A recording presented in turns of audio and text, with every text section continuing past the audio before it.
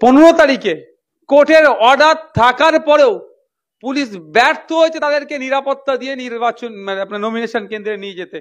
তারা যখন যেতে যাচ্ছিল শাসকের গুলিতে এই শওকত মোল্লার নেতৃত্বে যারা গুন্ডা মস্তান যারা এসেছিল তারা গুলি চালিয়ে তাকে হত্যা করেছিল। তাকে স্মরণ করছি।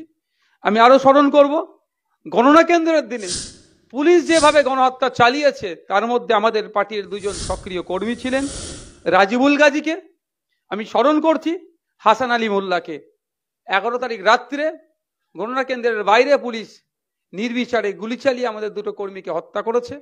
সাথে সাথে আমি স্মরণ করছি ওই ভাইটাকেও, যে একজন সাধারণ পথ চলতি মানুষ ছিল, তারও উপরে তাকেও গুলি চালিয়ে মারা হয়েছে। এবং আরো বেশ কিছু আমাদের কর্মীরা আছে যারা গুলিবিদ্ধ হয়ে কারো পা কেটে বাদ গিয়েছে, কারো এই পেটের এরকম জায়গায় গুলি লেগেছে, অসুস্থ হয়ে আছে। তারা যারা অসুস্থ হয়ে আছে তারা তাড়াতাড়ি সুস্থ হোক। মারাত্মক অভিযোগ করলেন নওশাদ সিদ্দিকী। আজকের মৌলালী যুব কেন্দ্র থেকে মারাত্মক অভিযোগ করলেন। আজকে মৌলালী যুব কেন্দ্রে আইএসএফের নমিনেশন পর্ব থেকে গণনা পর্ব পর্যন্ত যতগুলো মানুষ মারা গেছিল এবং আহত হয়েছিল তাদের স্মরণ সভা আয়োজন করেছিল মৌলালী যুব কেন্দ্রে। সেই যুব কেন্দ্র থেকে মারাত্মক অভিযোগ করলেন নওশাদ সিদ্দিকী। তিনি বললেন যে শওকত মোল্লার নেতৃত্বে 15 তারিখে নমিনেশন দিনে পুলিশ কোর্টের অর্ডার থাকলেও পুলিশ তাদেরকে প্রোটেকশন দিয়ে নমিনেশন পর্ব আনতে পারেনি, সেখানে একজন লোকের মৃত্যু হয়। এবং উনি আরও মারাত্মক অভিযোগ করলেন যে ভাঙড় মেলা মাঠে যে গাড়িগুলো পোড়ানো হয়েছিল সেই গাড়িগুলোর নাম্বার প্লেট নিয়ে মালিকের খোঁজ করলে সেই গাড়িগুলো কোথা থেকে এসছে, কোন কোন জায়গা থেকে এসছে সেগুলো পাওয়া যাবে। মূলত উনি অভিযোগ করলেন যে হুগলি জেলা, জীবনতলা, মৌখালী এইসব জায়গা থেকে গুন্ডা বাহিনী এবং আরও বিভিন্ন জায়গা থেকে গুন্ডা বাহিনী এনে ভাঙড়ে গন্ডগোল করেছে শওকত মোল্লা। উনি আরও অভিযোগ করলেন প্রশাসনের বিরুদ্ধে যে শুধুমাত্র নওশাদ সিদ্দিকীকে আটকানোর জন্য ভাঙড়ে 144 ধারা জারি করেছে। আমি বেশ কয়েকবার যাওয়ার চেষ্টা করেছি, আমাকে যেতে দেওয়া হয়নি, বাধ্য হয়ে আমি কোর্টে গেছি। আজকে কোর্টে রায় ছিল, তার আগে প্রশাসন বাধ্য হয়েছে 144 ধারা তুলে নিতে। আসুন নওশাদ সিদ্দিকী সাহেব কোর্টে দাঁড়িয়ে এবং ভাঙড়ে এসে সাংবাদিকদের কি বললেন। কোর্টে এসেছি আমাকে আমার রাইট টু মুভমেন্টের উপরে আঘাত দিয়েছে সেই জানিয়ে কোর্টে এসেছি। আজকে এক প্রকার 144 তুলে নিতে সরকার বাধ্য হয়েছে। তার আগেই সরকার টোটাল ভাঙড় থেকে 144 তুলে নিয়েছে। ভালো কথা, ভাঙড়ের মানুষ স্বাভাবিক জীবনযাপন যাতে করতে পারে সেটা আমার দেখার দায়িত্ব, যেমন সরকারের আমার থেকে বেশি দেখার দায়িত্ব।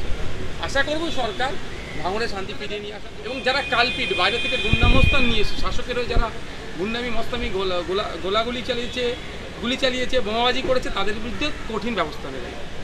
মাথায় রাখবেন আপনারা, 82টা যেটা ছিল কেস ছিল সেটা এখন কিন্তু কোর্টেই আছে। যে যাই করুক না কেন সেখানে আমরা লড়াইয়ে আছি। 1 ইঞ্চি আমরা ছাড়ার জায়গা নয়। গণতান্ত্রিক প্রক্রিয়াতে আইনের মাধ্যমে সেই লড়াই আমরা আছি। ওই 81টাও তাদের মাথায় রাখা। শান্ত ভাঙড়কে অশান্তির আগুনে জ্বালানো হয়েছে।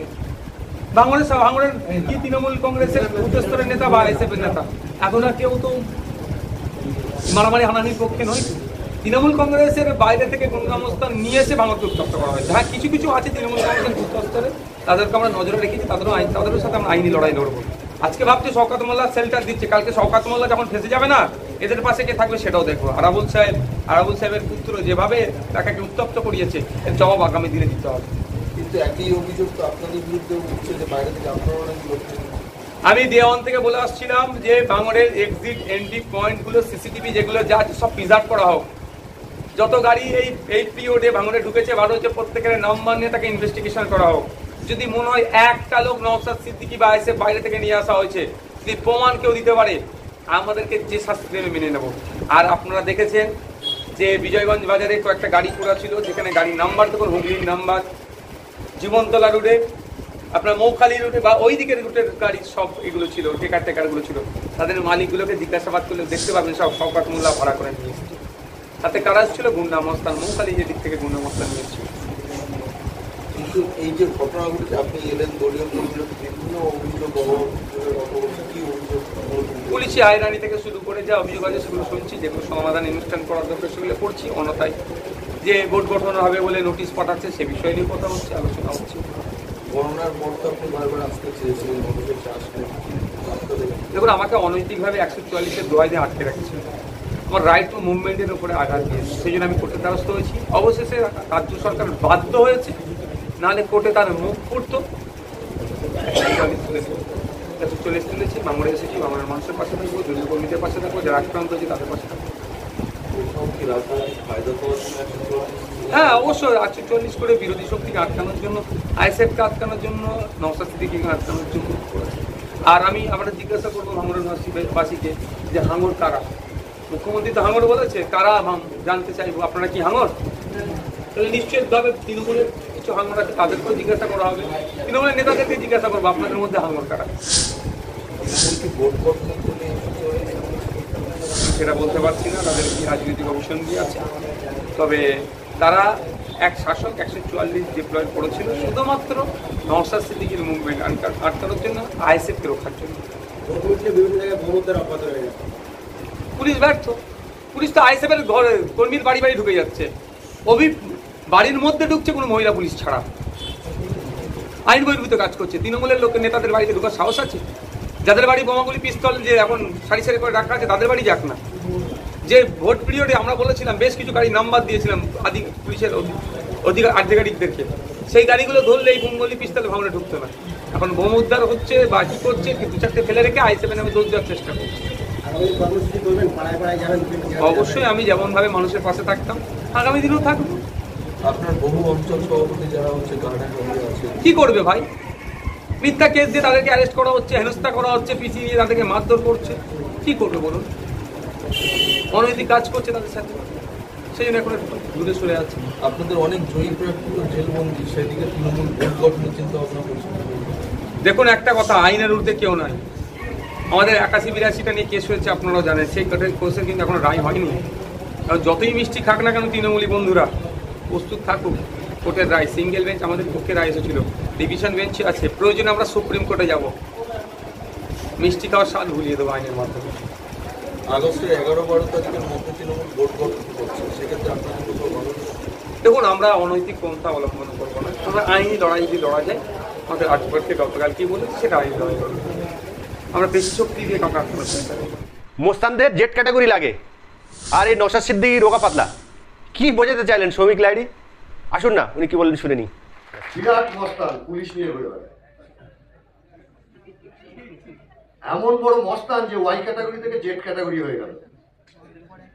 ধরুন 1 ডজন পুলিশ নিয়ে সবাই মস্তান হতে পারে। আর এই তো আমাদের নওশাদ ভাইয়ের চেহারা, আমার চেয়েও ওদের রোগা পাতলা। ওকে কিরকম ভয় পায় দেখুন।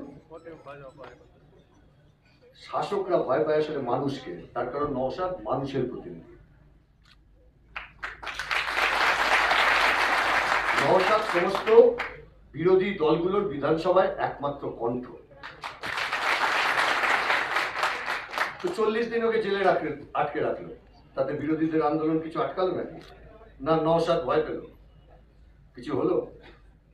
শাসকরা চিরদিন এরকমই ভাবে যে কিছু লোককে জেলে ঢুকিয়ে দিলাম, কিছু লোকের মাথা ফাটিয়ে দিলাম, কিছু লোকের হাত ভেঙে দিলাম, কিছু লোককে গুলি চালিয়ে হত্যা করে দিলাম, তাহলে বোধহয় আমার গদি টিকে যাবে।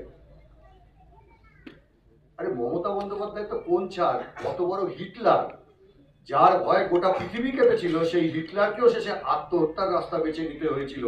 মানুষের শক্তি হচ্ছে আসল শক্তি, যে শক্তির সামনে পৃথিবীর সবচেয়ে বড় ফ্যাসিস্ট শক্তিকেও মাথা নিচু করে দাঁড়াতে হয়। এটা কোনো ভোট হয়েছে? এই যে বলছিল ভোট শেষ হয়েছে কিনা জানে না, আমি তো বলছি লুট শেষ হয়েছে কিনা সেটাই আমি জানি না। মনোনয়নপত্র থেকে কাউন্টিং সেন্টার লুট, তাতেও লুট শেষ হয়নি, এবার প্রার্থী লুট হচ্ছে। জিতেছ, লুট, অপহরণ।